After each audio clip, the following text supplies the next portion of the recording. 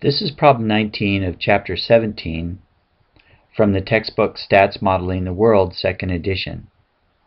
So this problem is about a tennis player making serves, making successful serves. So here's my understanding of tennis. I'm not an expert on tennis, but let's look at the court just for a second, just to have some context. So if this was the court, most of you have probably seen a tennis court where there's a net that goes across it. So we're looking directly down. And I believe it looks something like this. So when a person serves to start the rally, they have to hit the ball into this area for it to be a success. If they hit it out, then it's a fault. Same thing, person over here that serves, they have to hit diagonally. And I think they move back and forth, so if they serve from here, then they have to hit over here. So when we have a situation where we clearly have a success-failure condition, so that the serve is either going to be successful, that's my interpretation, that it hits in or it's out. Okay, so now the probability of success is 70%, and the probability, therefore, the probability of failure is 30%, or just 0.3. And it looks like we're going to serve 6 times. In addition, they tell us to assume that each serve is independent of the other. So we have all the conditions here of a Bernoulli trial, and then when we look at the problem, they're asking us what's the probability of K successes or X successes in N trials. So that implies a binomial situation. Okay, so if we looked at the probability model, which isn't too hard to draw in this case, the outcomes are pretty easy to identify. They could be 0 out of 6, 1, 2, 3, 4, 5, and 6. So you could hit 6, if you serve 6 times, you could get 6 for 6 in, or only 5, and so on. So here we're being asked, what's the probability that X equals 6? So because this is binomial, we can use a calculator function called binom PDF, and I'm kind of scrunched in for space here, so I'm going to do this over. Let's do it down here. Probability of X equals 6 is equal to binom PDF. So we're interested in just this probability right here. So we give it N, P, and X. So binom PDF of 6.7 probability of success and 6. Okay, and that should come to 0.118. Now this is the calculator way of doing it. The other way of doing it is to use this notation where we have it's 6 out of 6, and then we have the or not equals, times, and it's not even a fraction. What's wrong with me? 6, 6, and then it would be the probability of success to the n power, or x power, so that's 6, and then 0.3 to the n minus x, so that's 0. So that turns out to be 6 factorial divided by 6 factorial divided by, I believe, 0 factorial.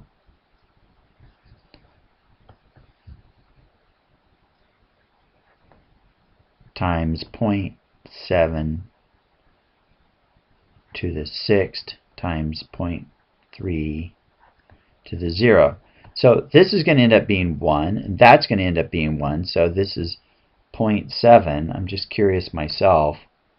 I just want to make sure. So 0.7 to the 6th power, sure enough, is 0.118. Okay, so 0.118.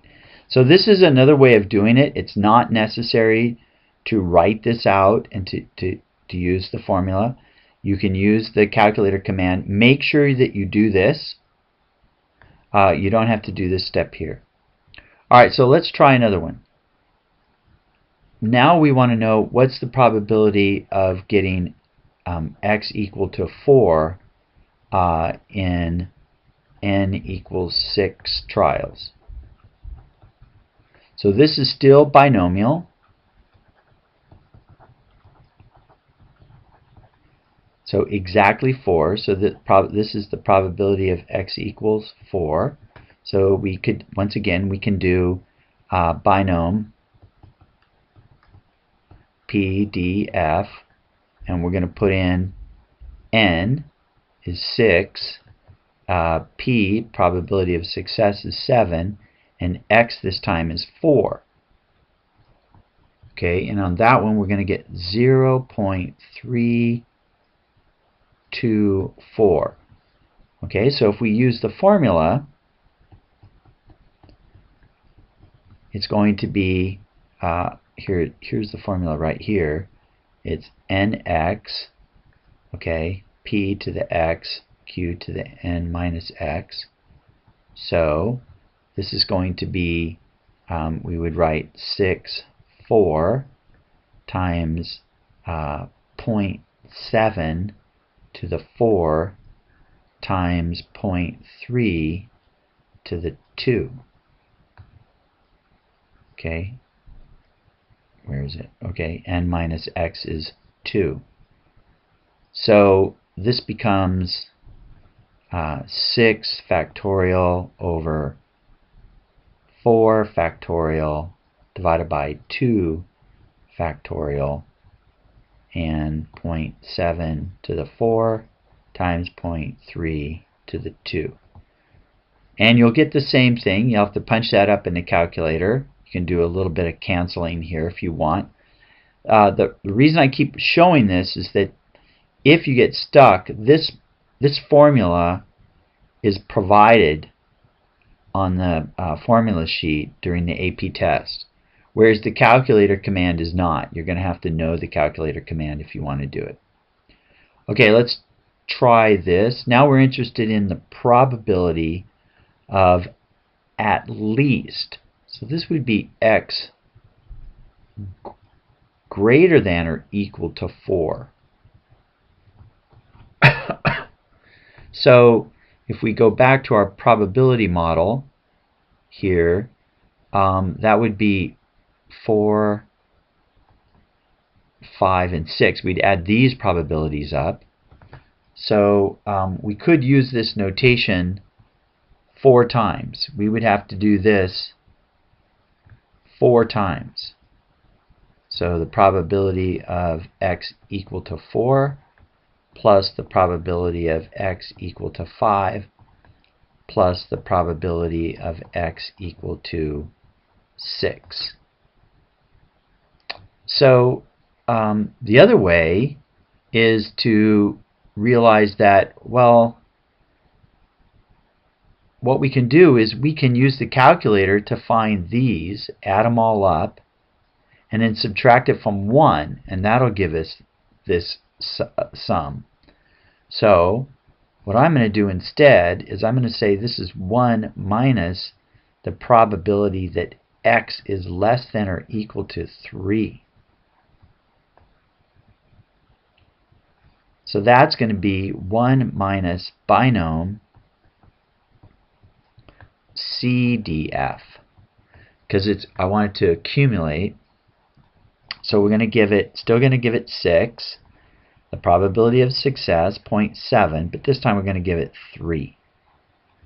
And this function will do exactly that. It'll start at 3 and it will add these all up. And then you just subtract from 1. So the answer is going to be 0.744. Okay, one more. What's the probability of no more than 4 serves? So x would be less than or equal to 4. So this is actually pretty easy because that's just kind of what we just did, only instead of 3, we're going to use 4. In other words, we want to know sort of these. 0, 1, 2, 3, and 4. It includes 4. So that's just going to be binom CDF 6.7 and 4. And that comes to 0.580. Okay, I hope that helps. Remember to check your pink, I think it's a pink sheet that I gave you with all the formulas on it. Okay, good luck.